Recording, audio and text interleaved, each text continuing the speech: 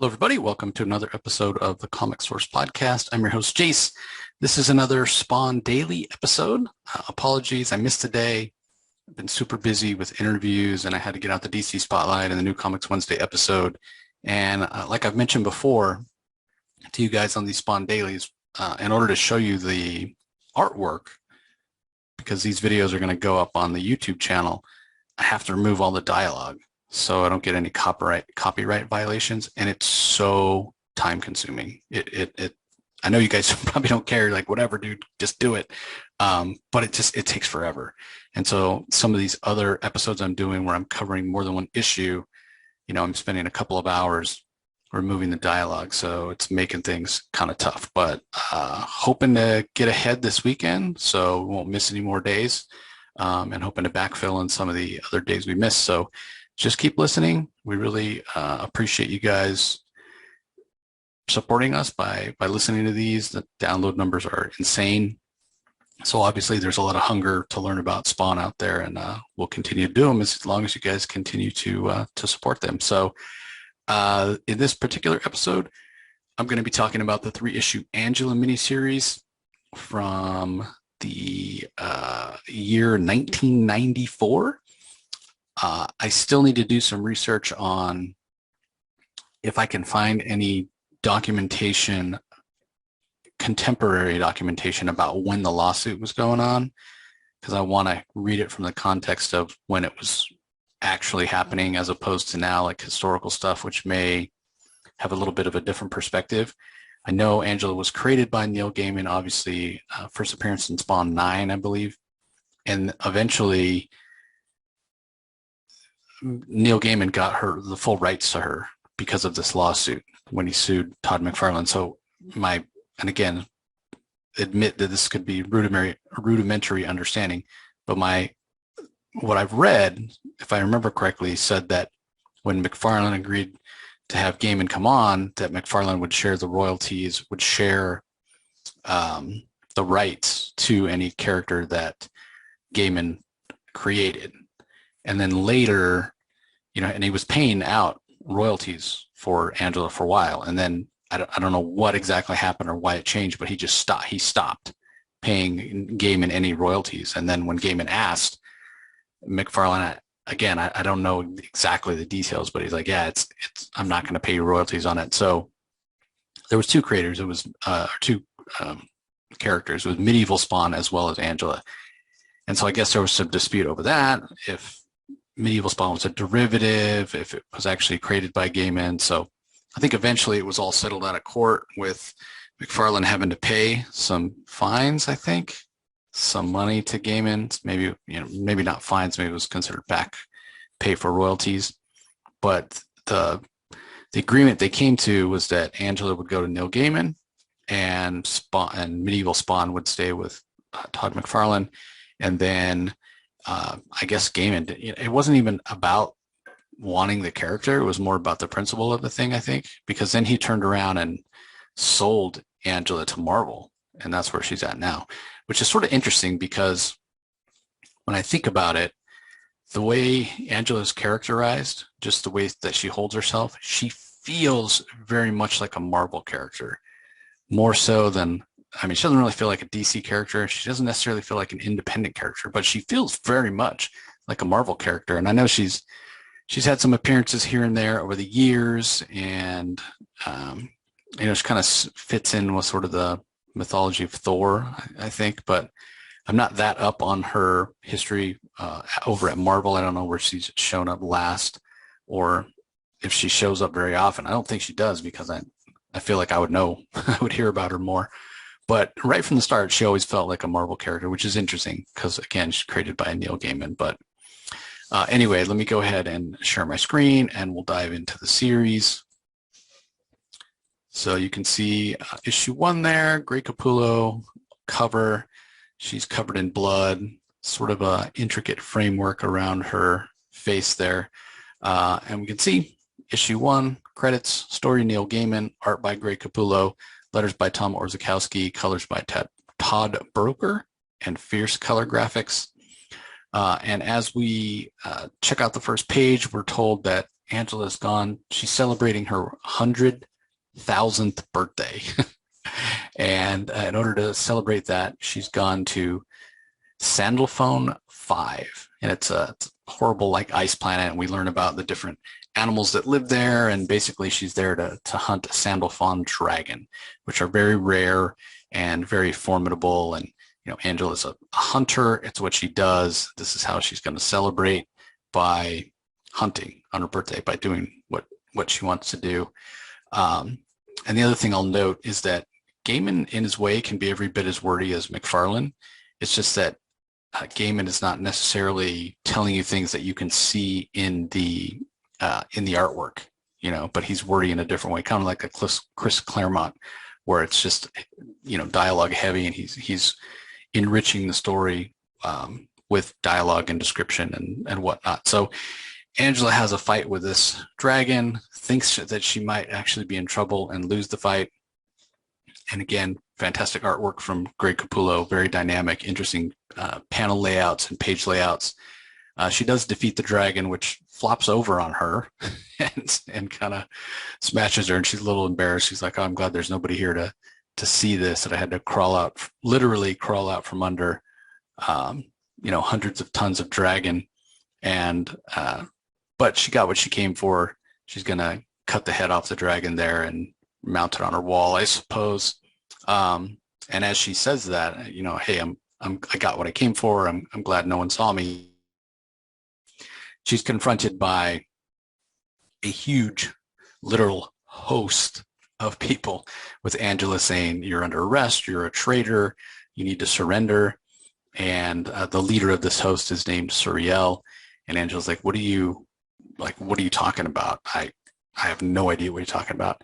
And Suriel says she's been dispatched by something called the Dominion, and they're authorized to take her into custody, take away her weapons.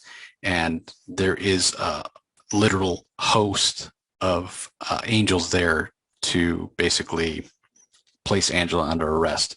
And so Suriel asks if Angela's going to come quietly, which is an interesting question, right? And Angela has to think about it. She kind of, you see it on the right there, those three top panels. She's kind of looking right and left, and she's thinking, man, you know, I'm the best of the best. I'm the most formidable angel. I have the best fighting powers.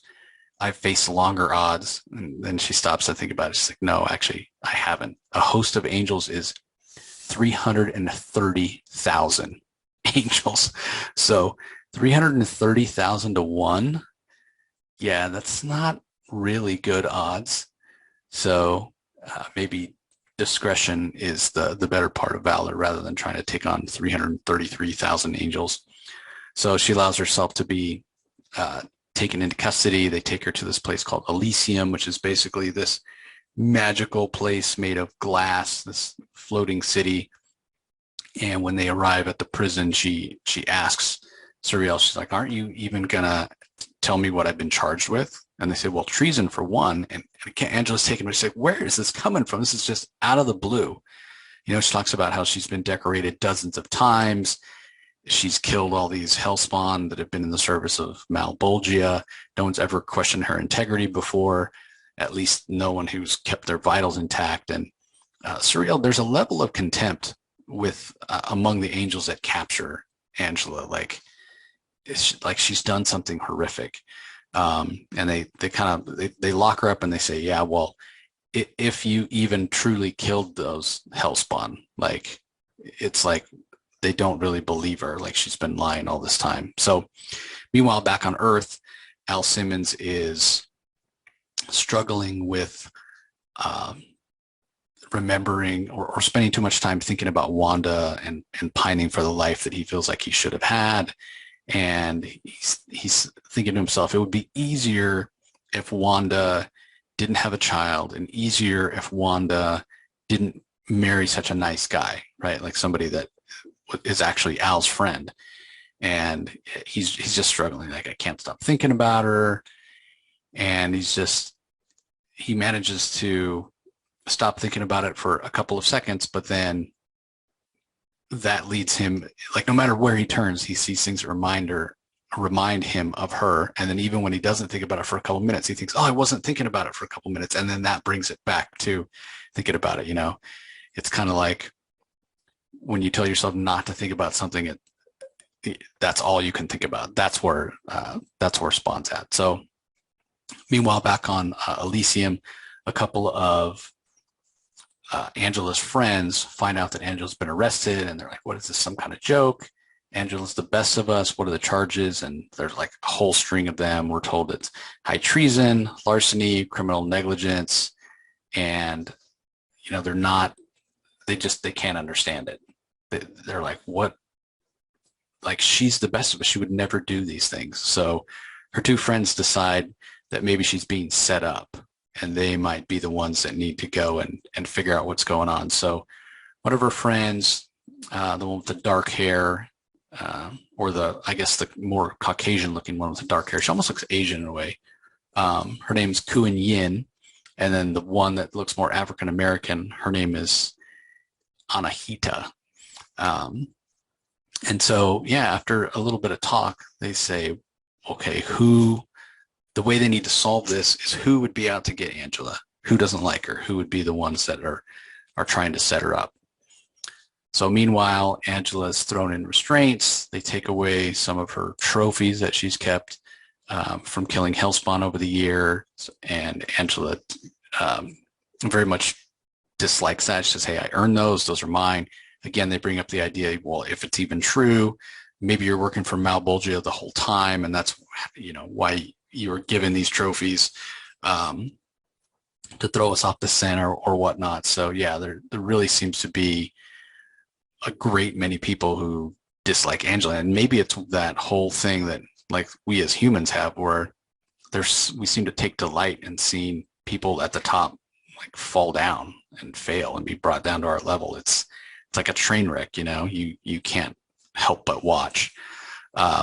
Meanwhile, her two friends go to talk to somebody who's involved with the court system in a way. They're in charge of the records, and they want to know, you know, where these charges came from, what evidence there is. And she's like, well, I can't show you that.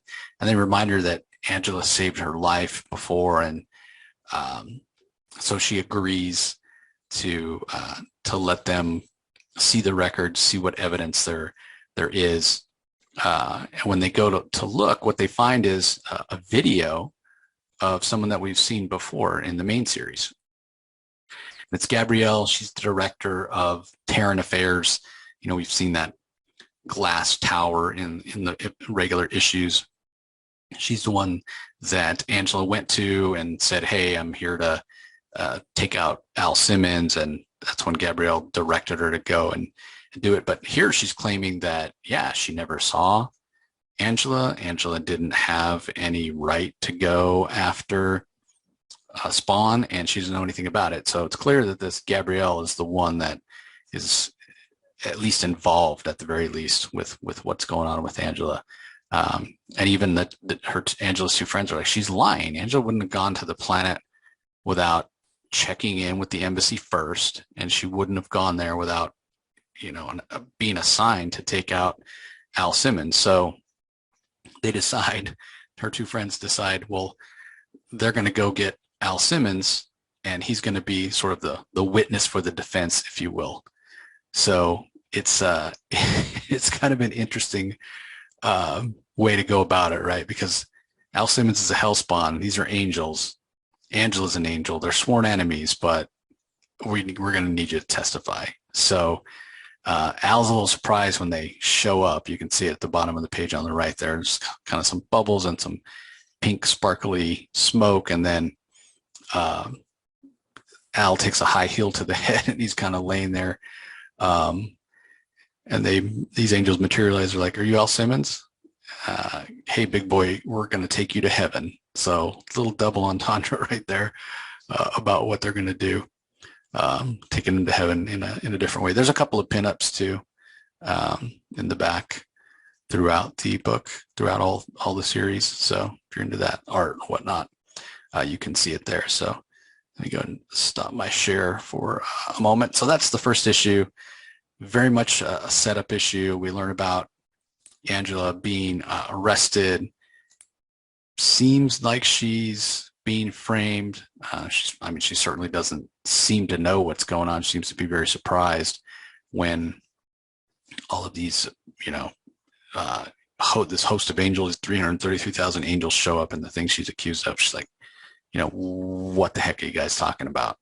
So that's how the series kicks off. Let's go ahead and check out issue number 2. Share my screen once again here. And there we go. All right. So again, pretty cool. Great Capullo cover with that intricate outline again. Same credits, Neil Gaiman on story, Capullo on pencils, Mark Pennington on inks, Tom Orzechowski letters, Steve Olive colors. And basically, this one starts off with these two angels, these two friends of Angela, basically convincing Spawn that they are angels first off, and then saying, hey, we need you to come testify on behalf of Angela. And Spawn's sort of like, Angela, why? She's my enemy. Like, why would I do that? And they basically don't give him a choice. He's like, well, I don't know. He's kind of at least considered it. And they go, okay, great. They take that as a yes. And they teleport him to Elysium. And he's walking around Elysium and he's like, oh, okay. This feels really weird. And then he uses this expression I've never heard before. Maybe Neil Gaiman heard it a lot growing up. He says, Jesus H. Christ on a bicycle. This is heaven. So like, no, it's not exactly heaven. It's Elysium. It's the home of the angels. And Simmons is talking about how different it feels. Even gravity feels different and everything's so beautiful. But he's like, why is everybody a babe? And Ken is like, you know what? It doesn't matter. You got to be quiet and get inside before somebody sees you. You're the sworn enemy. You're a hellspawn. You're not even supposed to be here. And so he goes inside and they're starting to formulate a plan and how Al's going to help Angela and what he's going to say. And while he's doing that, his costume is sort of like freaking out and not feeling correctly. And he's like, what the heck's going on? And they tell him, well, your costume doesn't like being here. Your costume was born in hell. And we're, in a place that's heaven adjacent at the very least.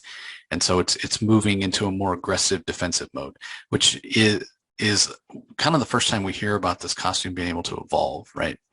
This 3-issue Angela miniseries, I guess I should have said this at the top.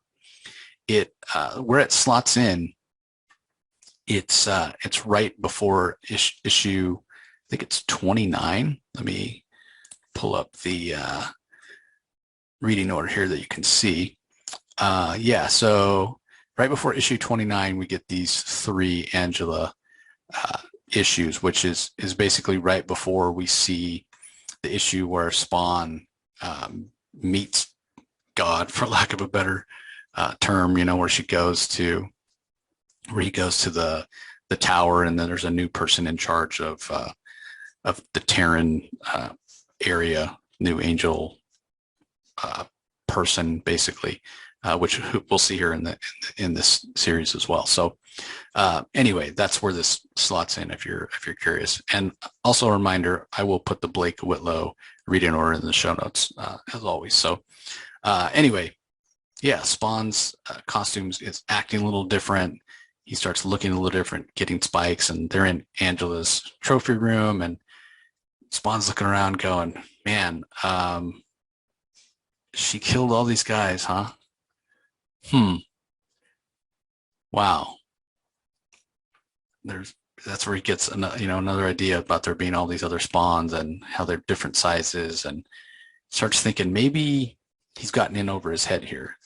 These angels are pretty powerful.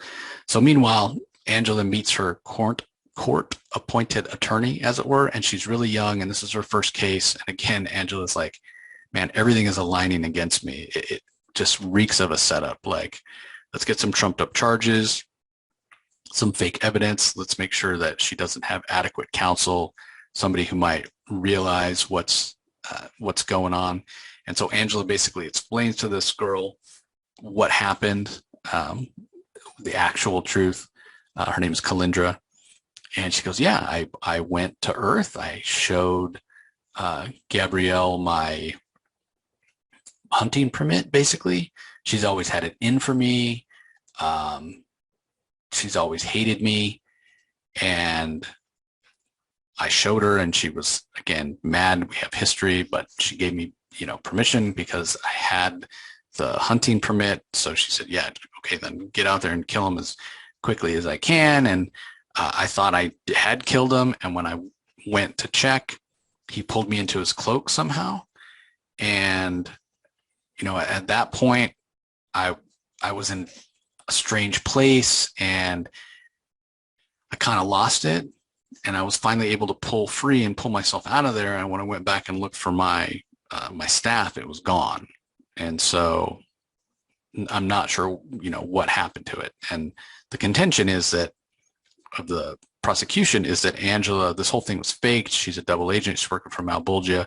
And this whole mission to go kill Al Simmons was just a way for her to turn over her staff to Al Simmons so he could take it to Malbolgia, because apparently Angela's working for Malbolgia. At least that's what the defense is contending. So when Angela tells Kalindra the story, she's like, well, Gabrielle says that you never went to see her. Your visit to Earth was entirely unauthorized. You didn't have a license. And so now Angela realizes, okay, now I know who's against me. So what she'll do with that knowledge, I guess, remains to be seen. Meanwhile, Metatron, who's in charge of the Angels, goes to see Malbolgia, and she wants to know why Malbolgia has broken their pact. And he's like, what are you talking about? You're talking nonsense. I didn't break our pact. And Metatron's like, why is there a hellspawn in heaven? And Malbolgia's like, that's news to me. I didn't do that. And I have no idea.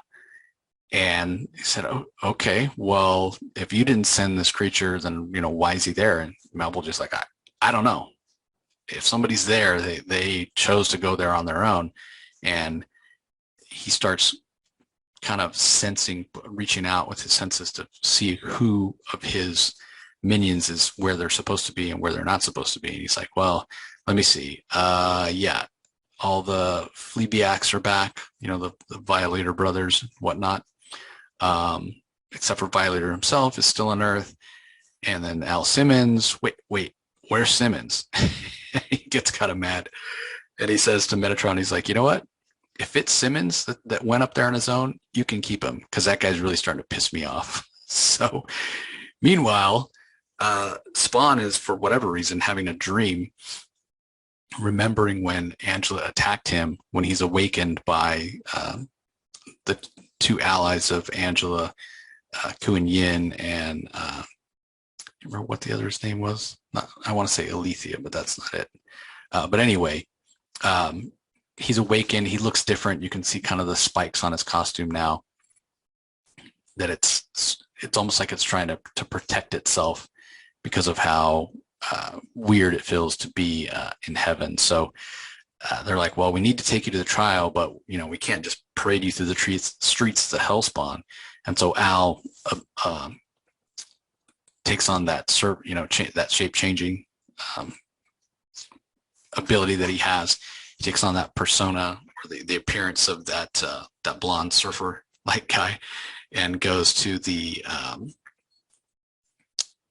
trial. And so the defense gets to present her case first, and she calls Gabrielle. And again, Gabrielle's no fan of Angela. In fact, she calls her a traitorous bitch, and she basically repeats the same thing that Kalindra said before. That Angela went there without approval. She never talked to Gabrielle, and the lance was lost, and they hunted for it for 6 months and couldn't find it. So things don't look good for Angela. So then when they turn the witness over to Kalindra's like, nah, I don't have any questions. I'm calling my own witness. I'm calling Al Simmons. And they're like, wait, what's going on? And even Angela is very, very surprised. that her two friends, would have done this, and they'd bring a hellspawn to heaven. So Al Simmons changes his appearance back to a hellspawn. He starts walking up to the witness stand, and the judge freaks out, like, well, hellspawn here in the courtroom is an outrage, guards, destroy him. And the attorney's like, no, you got to give him a chance to talk. This is the defense, and nobody's listening. And Angela's sitting there at the table, kind of looking around, going, oh, man, really? Should I get involved in this? And ultimately, she decides that she's got to do what's right. Al Simmons hasn't done anything wrong, technically, and he's there to actually help her. So she jumps up and runs interference and tells him to run into the crowd, because if he runs into the crowd, the guards aren't going to fire, because they wouldn't want to hurt any innocent bystanders. So together, Al Simmons and Angela escape the courtroom. They literally break through the wall of the courtroom, and they're falling. And Angela's like, okay, get us out of here. Do that thing you did before. He's like, what are you talking about? He's like, yeah, remember that thing you did before when I fought you and you took us inside your cloak? He's like, I don't know how to do that. She kind of makes fun of him, like, you don't know how to use your own powers. So right before they hit the ground, Al Simmons does manage to do what Angela's suggesting and have them teleport into the cloak. So unfortunately, this makes Angela look even more guilty, right? Like, this guy that she supposedly was going out to kill shows up to protect her by testifying, and then they basically escape together. So it doesn't look good. And Anahita, that's her name, the other girl, Anahita and Yin are, Ku and Yin are watching, and they're obviously worried because it looks so bad. Meanwhile, Gabrielle's pretty happy because this makes, again, Angela look really guilty. So they appear in someplace dark, and they're not really sure where they are. Spawn's cloak is missing, and he's talking about how cold he is, and Angela's like, well, why don't you use your cloak? And he's like, well, I think I left it behind, actually, and it might be dead. And she's like, well, can't you feel it? Isn't it a part of you? And he said, well, usually I can, but not anymore. Maybe it's dead. And she's like, oh, okay. Well, so they light some candles. They're trying to figure out their next move. They're trying to figure out where they are. And as the candles burn out, and as time goes on, there's hints that they're basically sitting together for warmth. Like, are you cold? Yeah, I'm a little chilly. Okay, that's better. That's so much better. So something going on under the cover of darkness there. I mean, it's been hinted at in subsequent issues of the regular series, though not out and out said that they become romantic. But I don't know. I think it's just a suggestion and not necessarily a hard and fast that something like that went down. So let's move on to the third issue. I'll share my screen again so you guys can see it again. Once more, a Capullo cover with some interesting, intricate outlines for the art there in the middle. We can see the same creative team, Neil Gaiman on story, Greg Capullo on pencils, Mark Pennington on inks, Tom Orzechowski on letters. Todd Broeker does the color. And there's some creatures that are sort of singing and apparently live in this place wherever it is that Angela and Spawn have found themselves. And they stumble across them, and they're pretty surprised to see them, but they consider Al Simmons to be their master in a way. He's of hell. And they know right away that Angela is an angel and should be considered their enemy. So what they discover by basically, Al basically conscripts these guys like, hey, you're working for me. You're going to give me answers. You're going to tell me where we are. And they find out they're in hell. They're in one of the levels of hell. And the only way out is through a gate that's above. And there's a war going on between some of the denizens of hell. They're fighting amongst themselves. And these little creatures basically have been hiding out in this castle where Angela and Spawn materialized by jumping through his cape. So they say, yeah, in a couple weeks, you guys should be able to leave. They're like, wait, a couple weeks? I said, yeah, well, this war's been going on for about 3 weeks already. So they'll probably, everybody will either be dead or they'll be ready to take a break, within the next couple weeks. And Spawn's like, I'm not going to wait a couple weeks. We need to get out of here now, So Angela, ever the warrior, says, well, let's grab some weapons and we'll fight our way out. And Al Simmons is like, where are we going to get weapons? She's like, look around you. There's all these dead people. We can just borrow their weapons. They're not going to need them anymore. And so that's what they do. They dive down and grab some weapons from the battlefield. And at that point, they sort of start showing their true colors in terms of how they feel about each other, which is another reason I think they really didn't have any kind of intimate relations or whatever you want to call it. That was hinted at in the end of the last issue. But it even gets to the point where they're criticizing each other's fighting and each other's knowledge, and they get so angry with each other they don't even want to talk to each other. Instead, they're passing messages through that little furry creature, where Angela will say, tell Spawn this, and Spawn will respond by telling the creature, you know what, tell Angela this, so that they're not even speaking directly to each other. So this poor little guy is like, what the heck's going on? So they do manage to fight their way to the gate. And when they dive through, it's just like empty blackness, and they're falling. And they're trying to figure out, well, what the heck's going on? And as they're falling, this little creature's there with them too. And he's saying, I don't want to be here. I have a castle to look after. And Al's like, well, if you don't want to be here, then, it's a little late now. I can't zap you back. Maybe you should just concentrate on where you want to be. And, that's where you'll end up. Like, I'm going to concentrate on getting back to Earth. And right when he says that, he falls out of the sky on Earth and lands in this subdivision. And again, this picks up with Al when he's in the South, like we see in the next couple issues, and he's struggling to get back to New York and whatnot. And he's weakened from this huge battle that he's had with the denizens of hell. So we're not shown or told what Angela concentrates on, but I'm assuming because she's heard Al talk about, hey, I'm going to concentrate on Earth so I can get back to Earth. She must concentrate on Elysium because that's where she shows back up. And she's there with her two friends and her new ally that was her lawyer. And so she takes a nice, well-deserved bubble bath, because I guess that's what you do when you come back from fighting in hell, and then surprises her friends by saying, because they don't even know if she's alive or dead, right? To them, it looked like she just disappeared in thin air when all the forces were shooting at her and Spawn as they were falling out of the sky. So they're obviously all very happy to see her, and they ask her what happened, and she kind of fills them in, and she still wants to clear her name. She knows she's being set up. She knows there's no way she would have been found innocent. So she's got to figure out who was going after her and find some evidence.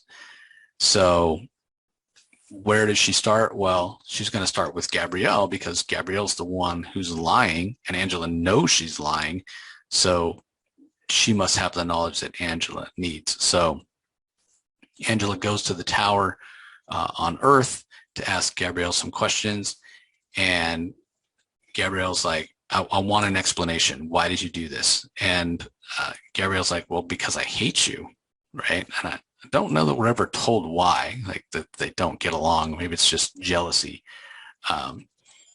But basically, after Angela fought Spawn, and Spawn activated that lance, and we saw this in issue 9, where Spawn kind of went traveling through a different reality, which was sort of implied that it was our reality, right?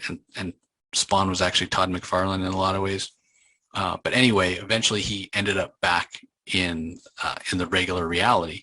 But in the meantime, because of some of the choices and some of the things that Spawn did, well, in that other reality, we're told that it changed things. The lance itself ceased to exist.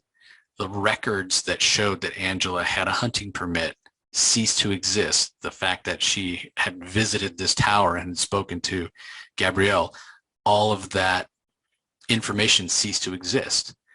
And so Gabrielle was like, when I discovered what happened, it seemed like a tailor-made way to set you up. And again, Angela's like, but why? That's what I don't understand. Gabrielle's like, because I hate you. I've always hated you. Do I need another reason than that? So again, this idea that just because these people fight on the side of heaven doesn't make them good people. So Gabrielle's like, yeah, that's my reasoning. So Angela's response is, well, this is wrong what you've done. You need to go and turn yourself in and confess. And Gabrielle's like, well, I'm not going to do that. Nothing you can do to clear your name, especially now that you escaped. You look guiltier than ever, and you escaped with the hellspawn you supposedly were, coming to Earth to kill. So yeah, I'm not doing anything. See ya. So Angela's like, okay, I'll see you later. And as soon as Angela leaves, Gabrielle gets on the phone, starts yelling and screaming for security and whatnot. So Angela then meets with her friends and lawyer and says, okay, I have evidence, because what Gabrielle didn't realize was Angela was recording the whole conversation. So the lawyer, Kalindra, she's like, okay, well, let's go back to Elysium and we'll clear your name.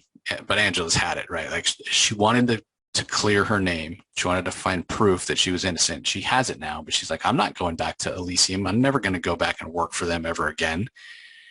And her friends are like, oh, you'll get over it. Don't talk like that. You're the best hunter and messenger that Elysium's ever had. Come back with us and clear your name and kind of restore your standing. And I'm just like, no. Like, she thinks about it. She really considers it. But at the end of the day, she says, no, I'm going to be my own boss now. And they're like, wait, you're going to go freelance? That's never been done before. And then just like, well, there's always a first time for everything, I'm off. The universe awaits. And so they're sort of arguing with her and just says, well, you guys can come too if you want. And then we get a couple of prologues here, or epilogues, I should say. The first one shows this new woman who we see later in some of the issues, that she's taken over the Terran affairs on Earth for the Dominion, for the forces of heaven, because whether those allies of Angela went back to Elysium or not, or in some way, the evidence got presented to the Dominion, because this girl says the Dominion was sent a tape, again, tape, right? Very 90s. Dear Gabrielle, in which you claimed your testimony was perjury. And based on that, we went and looked up some other evidence and found reports that were altered. And so it's clear that you set Angela up. And so you're being relieved of your duties. So at least Gabrielle got what was coming to her. And then on the final page, we see Angela. She's gone back to the first planet that we found her on. What was it called? Sandalphon.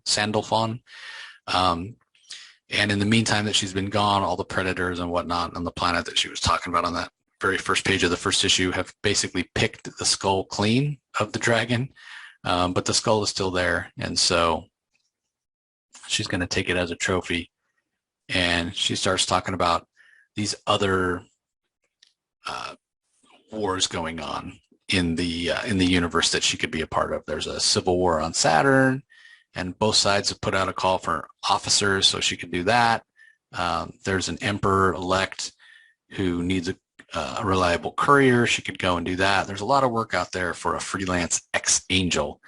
And she's like, you know what? For the first time, I'm controlling my own destiny. This could be a lot of fun. And that's the way the series ends. A couple more pinups you can see here. So all in all, an okay series. It almost feels like a way for Neil Gaiman to separate Angela from the Dominion, so there could be a regular Angela ongoing. And I'm almost surprised that there wasn't. But it might have been a function of McFarlane not having the bandwidth at the time to write it, and Gaiman probably didn't either, but Angela was certainly set up so that that could have been the direction that they took. But then all the legal stuff happened and whatnot, and so obviously that never came to pass. And even though we know Angela eventually became the property of Neil Gaiman and got sold to Marvel, like I discussed,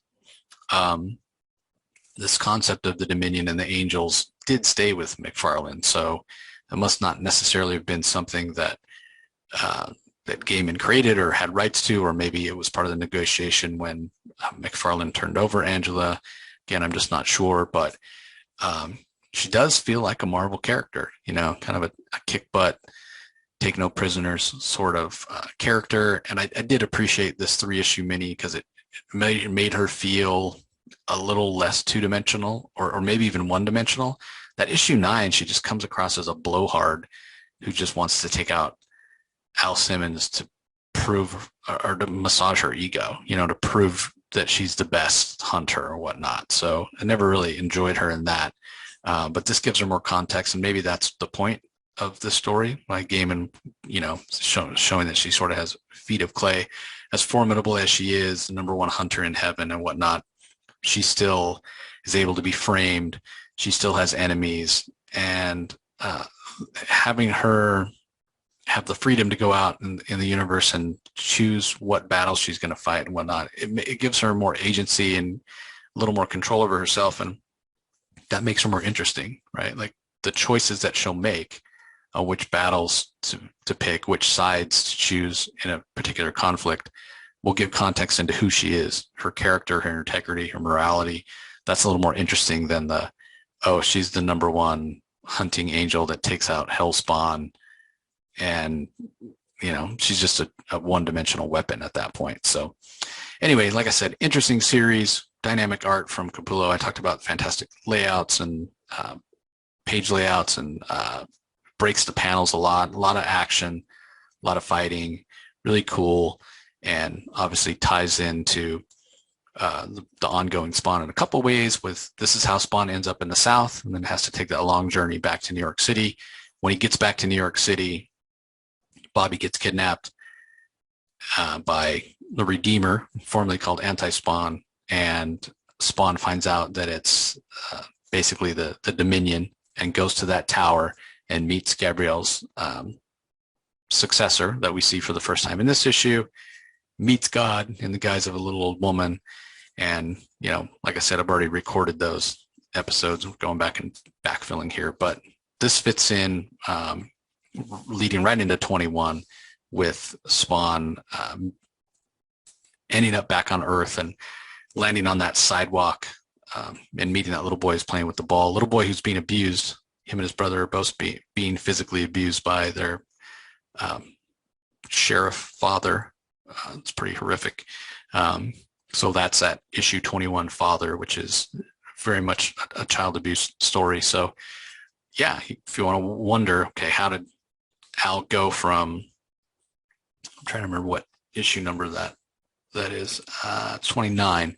So how did Al go from 28, where he was still in